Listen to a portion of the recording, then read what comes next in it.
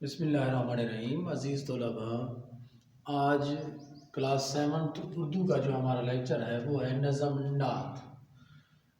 پچھلے لیکچر میں ہم نے نظم نعت کے متعلق اس کے کچھ اشعار کی تشریح بھی پڑھی تھی اور مشکل الفاظ کے معنی بھی۔ آج شعر نمبر تقریباً جو ہے 5 ہے نظم نعت کا۔ شعر پڑھنے سے پہلے ہم دیکھتے ہیں کہ نعت، جو پچھلے شعر میں بھی میں نے آپ کو بتایا تھا کہ نعت کسے کہتی ہیں، نعت کی تعریف کیا ہے۔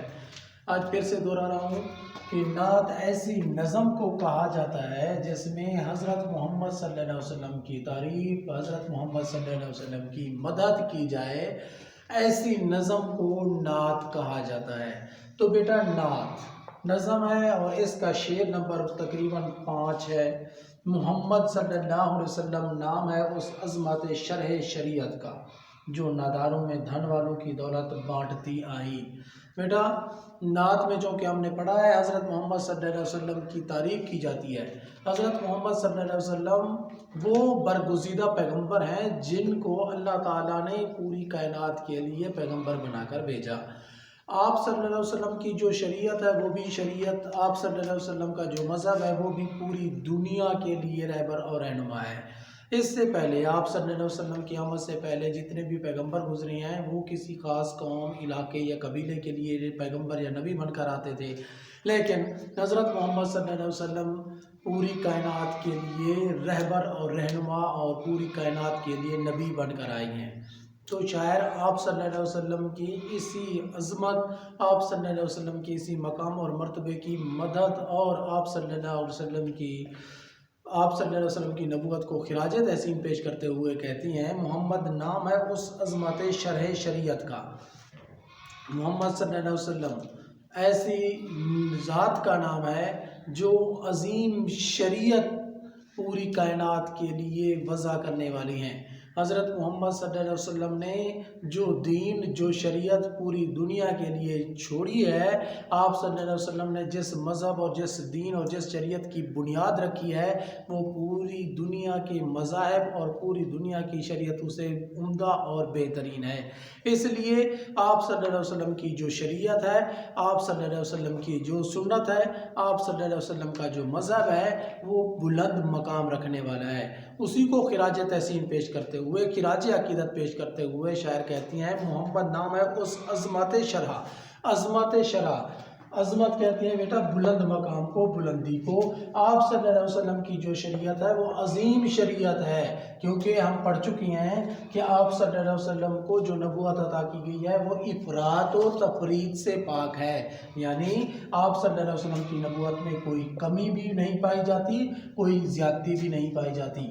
یعنی آپ صلی اللہ علیہ وسلم پوری دنیا کے لیے، ہر قسم کے شعبہ سے تعلق رکھنے والے لوگوں کے لیے اور تمام انسانیت کے لیے رہبر اور رہنما، اور آپ صلی اللہ علیہ وسلم پوری کائنات کے لیے نبی ہیں۔ تو آپ صلی اللہ علیہ وسلم کی جو شریعت ہے وہ بھی تمام انسانوں کے لیے عظیم مقام رکھنے والی ہے، بلند مقام رکھنے والی شریعت ہے۔ بدی کی محمد نام ہے اس عظمت شرح شریعت کا۔ شرح کا مطلب ہے تشریح کرنے والی۔ آپ صلی اللہ علیہ وسلم کی جو شریعت ہے وہ بلند مقام حاصل کرنے کا، وہ بلند مقام رکھتی ہے۔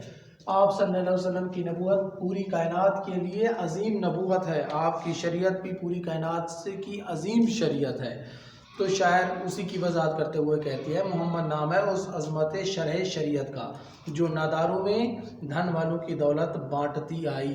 بیٹا مذہب اسلام خاص طور پر جب آپ صلی اللہ علیہ وسلم نے نبوت کا آغاز کیا تھا تو اس وقت آپ صلی اللہ علیہ وسلم کی اس تعلیم پر، آپ صلی اللہ علیہ وسلم کی تبلیغ پر ایمان لانے والے جو لوگ تھے وہ اکثر غریب طبقے سے تعلق رکھتے تھے، مزدور یا پھر غلام تھے۔ تو آپ صلی اللہ علیہ وسلم کی جو شریعت ہے، آپ صلی اللہ علیہ وسلم کی جو نبوت ہے وہ کمزور لوگوں کے لیے، نادار کا مطلب کیا ہے بیٹا؟ کمزور، ناداروں کے لیے یعنی کمزوروں کے لیے۔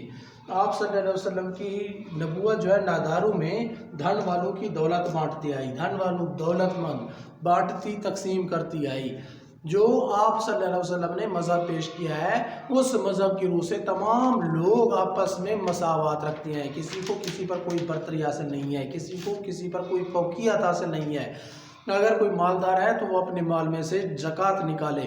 یہ شریعت اسلامی نے، مذہب اسلام نے اصول وضع کی ہیں۔ اس طرح اگر اسلام کے اصولوں پر صحیح معنوں میں عمل کیا جائے تو کوئی غریب نہیں رہتا۔ اسی لیے شاعر کہتی ہیں کہ کمزوروں میں دھن والوں میں دولت بانٹتی آئی، کمزوروں میں اور دھن والوں کی دولت بانٹتی ہوئی یہ شریعت جو ہے پوری کائنات کے لیے بہترین شریعت ہے۔ اگلے شعر میں بیٹا شاعر غالب عرفان حضرت محمد صلی اللہ علیہ وسلم کی نبوت اور آپ صلی اللہ علیہ وسلم کی شریعت کی عظیم مقام اور مرتبے کو واضح کرتے ہوئے کہتے ہیں، محمد نام ہے اس ایک خوشبو مسلسل کا۔ آپ صلی اللہ علیہ وسلم کے آنے سے کائنات کے اندر جو جہالت تھی، دنیا کے اندر جو جہالت تھی، اس کا خاتمہ ہوا۔ تو شاعر کہتے ہیں اس خوشبو مسلسل کا نام ہے۔ آپ صلی اللہ علیہ وسلم کے مذہب نے، آپ صلی اللہ علیہ وسلم کے دین نے، آپ صلی اللہ علیہ وسلم کی شریعت نے پوری دنیا میں جہالت کو ختم کر کے علم کی روشنی کو پھیلایا۔ پوری دنیا کو حقیقت میں انسانیت کا مقام اور مرتبہ کیا ہے وہ مقام اور مرتبہ واضح دکھایا۔ تو محمد نام ہے اس ایک خوشبو مسلسل خوشبو کا۔ خوشبو مسلسل کا مطلب کیا ہے؟ مسلسل خوشبو کا، جو مہکی تو ہمارے جسم و جان میں زندگی آئی۔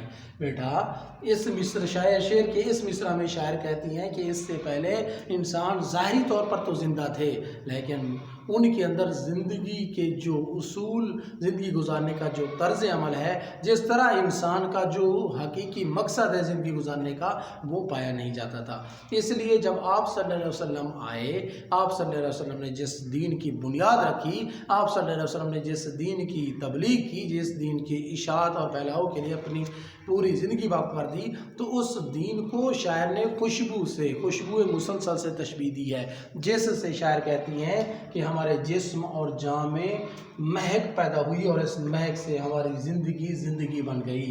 اس کے بعد شاعر کہتی ہے تکبر نے ملنساری کا لہجہ آپ سے سیکھا۔ بیٹا شاعر اپنے اس شعر کے پہلے مصرع میں یہ کہتی ہیں کہ اس سے پہلے، آپ صلی اللہ علیہ وسلم کی نبوت سے پہلے، پورے عرب معاشرے میں اور خاص طور پر عرب معاشرے میں، عام طور پر پوری دنیا میں تکبر کا رواج تھا۔ جو دولت مند لوگ تھے وہ اپنے آپ کو بڑے متکبر سمجھتے تھے، ان کا یہ خیال ہوتا تھا کہ ان جیسا کوئی نہیں ہے، غریبوں کی کوئی حیثیت اور کوئی اوقات نہیں ہوتی تھی۔ اس لیے شاعر کہتے ہیں تکبر نے ملن سارے کا لہجہ آپ سے سیکھا۔ جب آپ صلی اللہ علیہ وسلم اس دنیا میں آئے، آپ صلی اللہ علیہ وسلم نے نبوت، اللہ تعالیٰ نے آپ کو نبوت دی اور آپ صلی اللہ علیہ وسلم نے اپنے دین اسلام کی اشاعت اور تبلیغ کا آغاز کیا، تو اس مذہب اسلام نے تکبر کا خاتمہ کر دیا اور لوگوں کے دلوں کے اندر محبت، ہمدردی اور ملنساری جیسے جذبات کو اجاگر کیا۔ اسی وجہ سے شاعر کہتے ہیں کہ تکبر نے ملنساری کا لہجہ آپ سے سیکھا، تکبر ختم ہوا، لوگوں کے درمیان ہمدردی پیدا ہوئی۔ یہ سب تبدیلی، یہ تکبر کو ملنساری میں تبدیل کرنے والی ذات کس کی ہے؟ حضرت محمد صلی اللہ علیہ وسلم کی ہے۔ آپ صلی اللہ علیہ وسلم کی آمد سے تکبر ختم ہوا، لوگوں میں محبت، ہمدردی کے جذبات پیدا ہوئے۔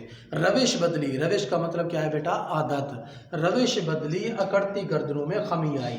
پہلے کیا ہوتا تھا؟ تکبر پایا جاتا تھا، لوگ اپنی گردنیں اکڑ کر جو ہے گردنوں کو اکڑ کر چلتے تھے، یعنی کیا کرتے تھے؟ تکبر کرتے تھے۔ تو تکبر جب ختم ہوا تو تبدیلی رونما ہوئی۔